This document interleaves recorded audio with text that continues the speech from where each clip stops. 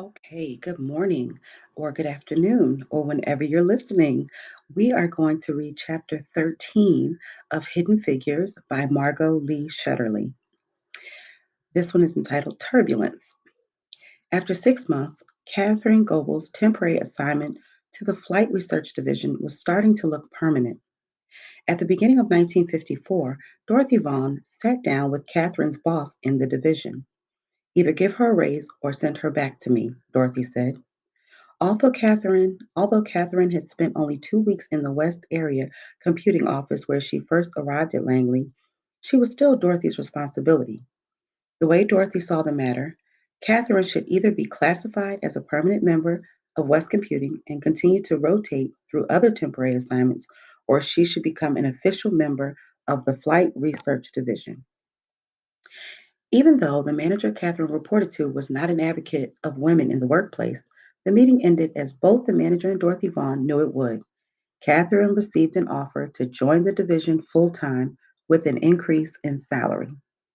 The engineers who worked with Catherine realized that she was a keeper soon after she showed them her mathematical skills.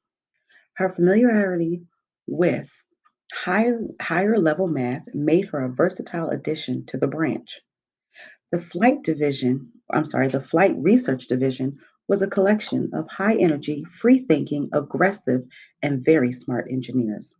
They spent their time not in the wind tunnels, but with live aircraft. They were serious about their work. The head of the Research Division had actually trained as a test pilot in order to improve the quality of his research reports. The division was the kind of place that would not show patience to anyone, male or female, who took too long to figure out how things were supposed to be done. Fortunately, Catherine Goble's natural curiosity and her confidence in her own mathematical ability gave her the courage to ask the engineers a lot of questions. They didn't hesitate to explain what they were or what they knew.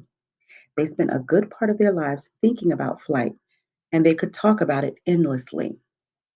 Branches within the Flight Research Division investigated different topics, such as planes that could travel faster than the speed of sound, and even ones that might be capable of flying into outer space. One of the tasks of the Maneuver Loads branch, where Catherine worked, was to examine safety concerns and investigate plane crashes. A bumpy ride. Catherine's first assignment in the group was to help figure out what went wrong in an accident involving a small Piper propeller plane. The plane, which was flying along in an unremarkable fashion, literally fell out of the clear blue sky and crashed without apparent cause. The National Advisory Committee for Aeronautics received the plane's flight recorder, a device that tracks an aircraft's speed, acceleration, altitude, and other measures of flight.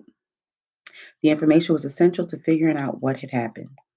It was Catherine's job to analyze the photographic images of the plane's instruments, recorded in very small increments of time. Hour after hour, day after day, she looked through a film reader, studying what was happening to the plane before the crash. She learned that the propeller plane flew in a path perpendicular to that of a larger jet plane that had passed through the area a few minutes before. The engineers set up an experiment, recreating the circumstances of the accident, flying a test plane into the trailing wake of a larger plane. The data from that experiment also arrived on Catherine's desk. It was eye straining, monotonous computer work, but Catherine loved it. When the engineers analyzed Catherine's work, they were fascinated to recognize something they hadn't realized before. The data showed that the air disturbance caused by a jet that flew past could trouble the air for as long as half an hour after it had passed through. This wave of air had tripped up the smaller propeller plane as it flew through it, causing it to stumble and crash. This was a revelation, and Catherine was thrilled to be a part of the team that uncovered it. The research done by Catherine and the engineers on the team led to changes in air traffic regulations, requiring minimum distances between flight paths to prevent similar accidents. Catherine thought that report was one of the most interesting things she had ever read. She also felt satisfied to have helped with such an important project. From the beginning, Catherine felt at home at Langley.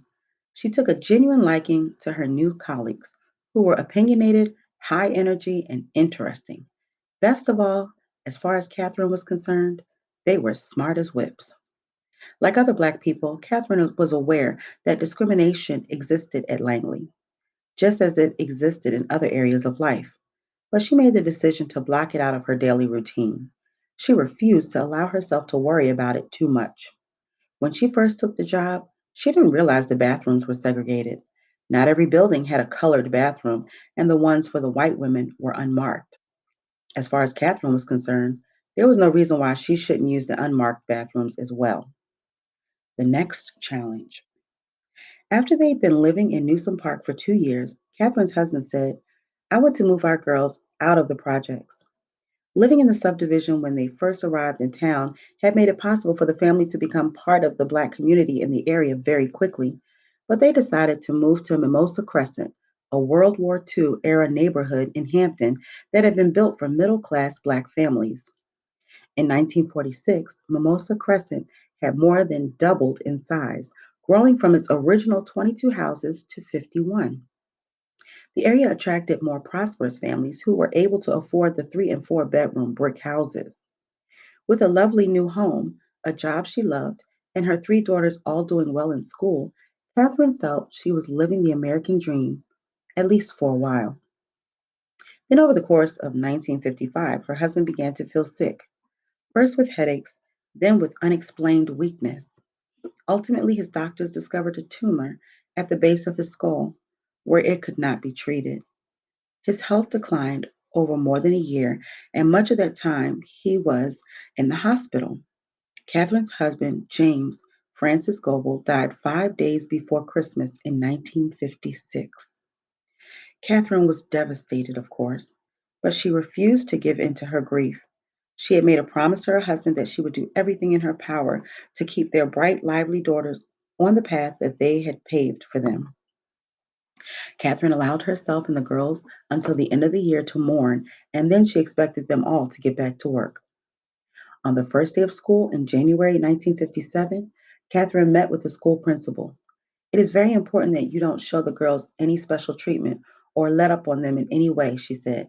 They are going to college and they need to be prepared. Now that she was a single mother, Catherine established the new household rules. You will have my clothes ironed and ready in the morning, and dinner ready when I come home, she told her daughters. Catherine was now both mother and father, the one who offered love and discipline, the sole breadwinner. Each of them would have to work hard to pull the family through the difficult time. The Goebel children excelled in school. They took piano and violin lessons and practiced diligently. They were good natured, outgoing, and respectful. With her steady gaze on the future, Catherine led her daughters toward the long promised blessings of democracy. She wasn't leading the life she had expected, but she accepted the new challenges with dignity. Catherine's husband's death divided her life in two. As a couple, they had walked side by side through graduate school and marriage, the birth of their children, and their move to Newport News. Now, at just 38 years old, she was a widow and a single mother, as well as a professional woman realizing her intellectual dream. Her husband wouldn't be there to see those dreams come to fruition, but he had helped her get her career launched. All that had come before would connect to all that was to come. In January 1957, Catherine's daughters went back to school and she went back to work. The second act of her life was about to begin.